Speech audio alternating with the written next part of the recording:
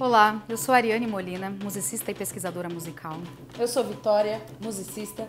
Junto com Tamara Davi e Ana Carolina Toledo, nós formamos o Imbegi, Lua de Encantarias.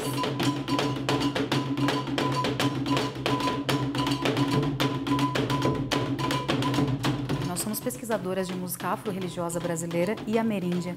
Nós contamos as histórias das mulheres do Brasil, das sacerdotisas da cultura tradicional do Brasil.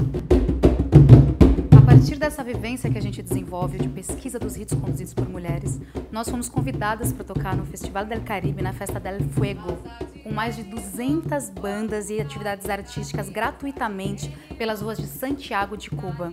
Essa grandiosidade acontece na 37ª edição com a participação de nós, de Imbegi.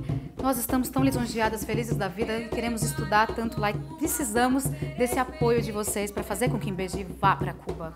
Embora Cuba não nos ofereça passagem, hospedagem e alimentação, eles nos ofereceram, além das 3 datas no festival, um curso de 6 dias com diversos mestres de cultura afro-latina e caribenha no Instituto de Artes de Santiago, de dança, cantigas e musicalidade iorubá de Cuba. Como essa cultura flerta com a nossa aqui no Brasil, principalmente com a nossa pesquisa de Imbegi, nós não podemos perder essa oportunidade.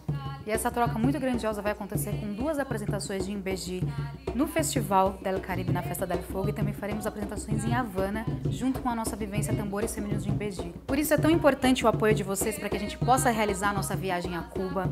E em contrapartida, traremos todo esse conhecimento da cultura da oralidade, da pesquisa da santeria cubana, de toda essa troca das mulheres de Cuba. Toda essa gama de conhecimento a gente vai trazer para vocês em setembro, nessa vivência percussiva que a gente convida vocês para fazer com esse apoio que a gente pede para ir para Cuba.